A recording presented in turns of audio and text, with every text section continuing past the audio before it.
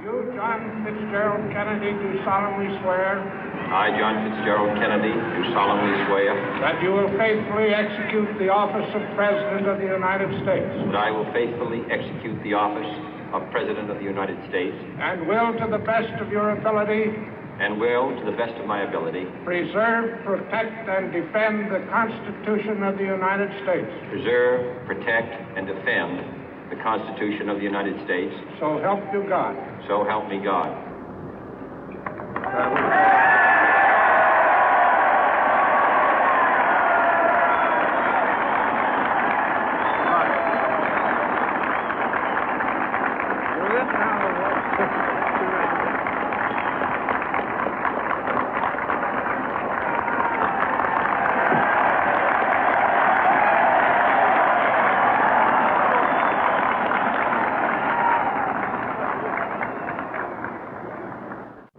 Vice President Johnson, Mr. Speaker, Mr. Chief Justice, President Eisenhower, Vice President Nixon, President Truman, Reverend clergy, fellow citizens.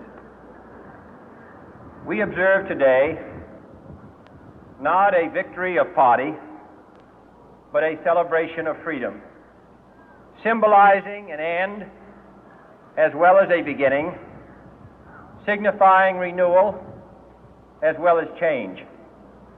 For I have sworn before you and Almighty God the same solemn oath our forebears prescribed nearly a century and 3/4 ago. The world is very different now, for man holds in his mortal hands the power to abolish all forms of human poverty and all forms of human life.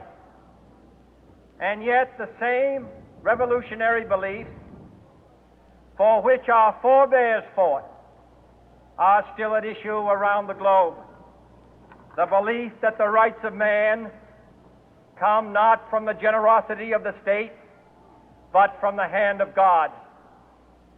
We dare not forget today that we are the heirs of that first revolution.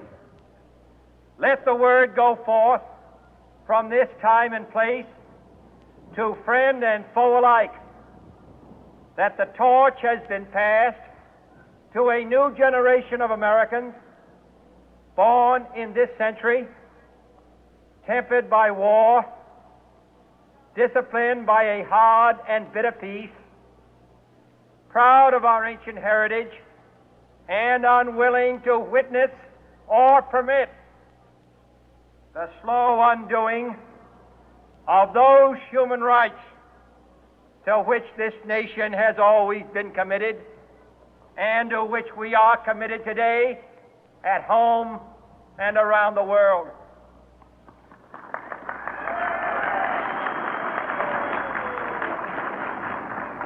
Let every nation know, whether it wishes us well or ill, that we shall pay any price, bear any burden, meet any hardship, support any friend, oppose any foe to assure the survival and the success of liberty.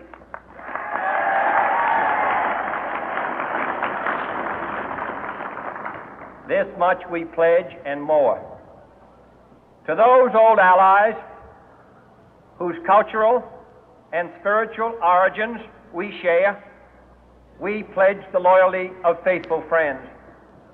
United, there is little we cannot do in a host of cooperative ventures.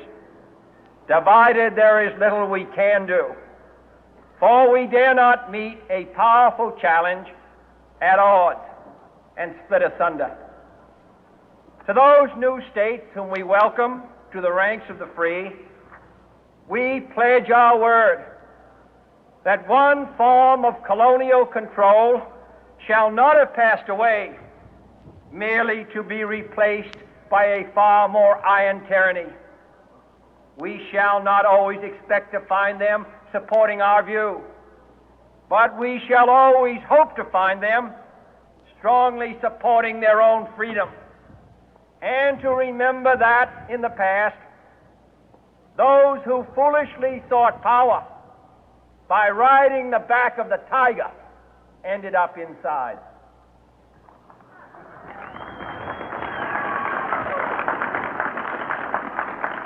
To those people in the huts and villages of half the globe struggling to break the bonds of mass misery, we pledge our best efforts to help them help themselves for whatever period is required, not because the communists may be doing it, not because we seek their votes, but because it is right.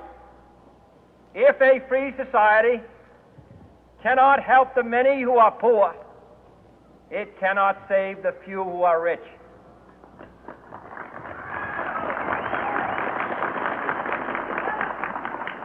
To our sister republics south of our border, we offer a special pledge to convert our good words into good deeds, in a new alliance for progress, to assist free men and free governments in casting off the chains of poverty. But this peaceful revolution of hope cannot become the prey of hostile powers. Let all our neighbors know that we shall join with them to oppose aggression or subversion anywhere in the Americas. And let every other power know that this hemisphere intends to remain the master of its own house.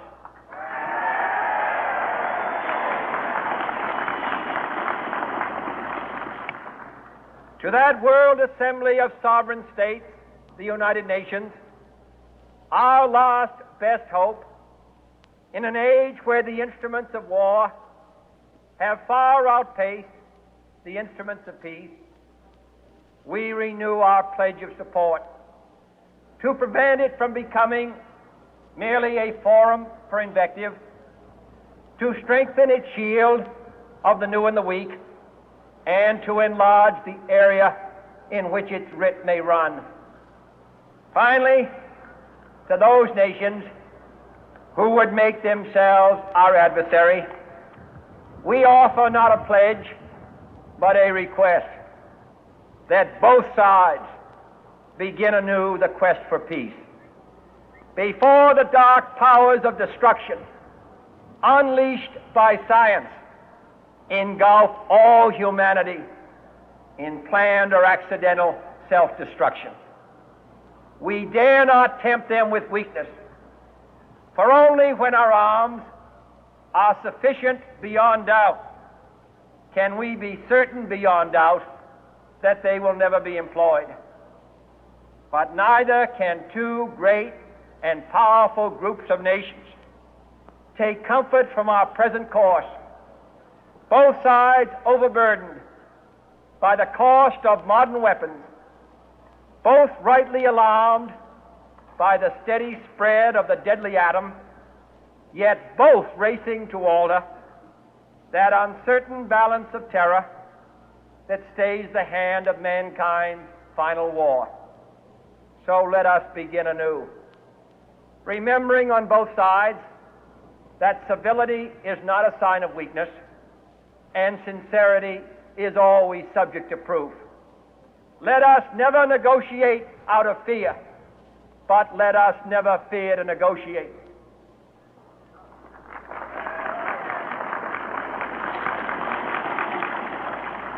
Let both sides explore what problems unite us, instead of belaboring those problems which divide us.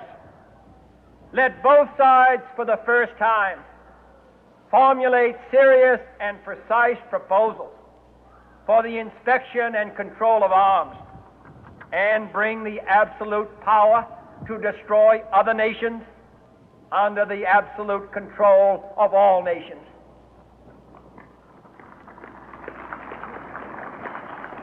Let both sides seek to invoke the wonders of science instead of its terrors. Together, let us explore the stars, conquer the deserts, eradicate disease, tap the ocean depth, and encourage the arts and commerce. Let both sides unite to heed in all corners of the earth the command of Isaiah to undo the heavy burden and let the oppressed go free. And if a beachhead of cooperation may push back the jungle of suspicion, let both sides join in creating a new endeavor, not a new balance of power, but a new world of law, where the strong are just and the weak secure and the peace preserved. All this will not be finished in the first 100 days, nor will it be finished in the first 1,000 days, nor in the life of this administration, nor even perhaps in our lifetime on this planet. But let us begin.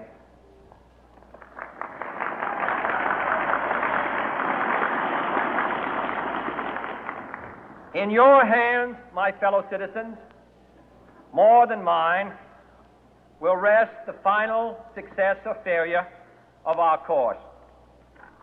Since this country was founded, each generation of Americans has been summoned to give testimony to its national loyalty.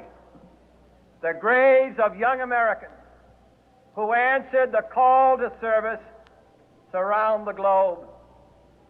Now the trumpet summons us again, not as a call to bear arms, though arms we need, not as a call to battle, though in battle we are, but a call to bear the burden of a long twilight struggle, year in and year out, rejoicing in hope, patient in tribulation, a struggle against the common enemies of man, tyranny, poverty, disease, and war itself. Can we forge against these enemies a grand and global alliance, north and south, east and west, that can assure a more fruitful life for all mankind?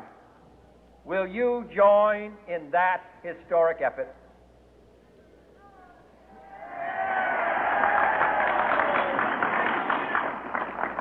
In the long history of the world, only a few generations have been granted the role of defending freedom in its hour of maximum danger. I do not shrink from this responsibility. I welcome it.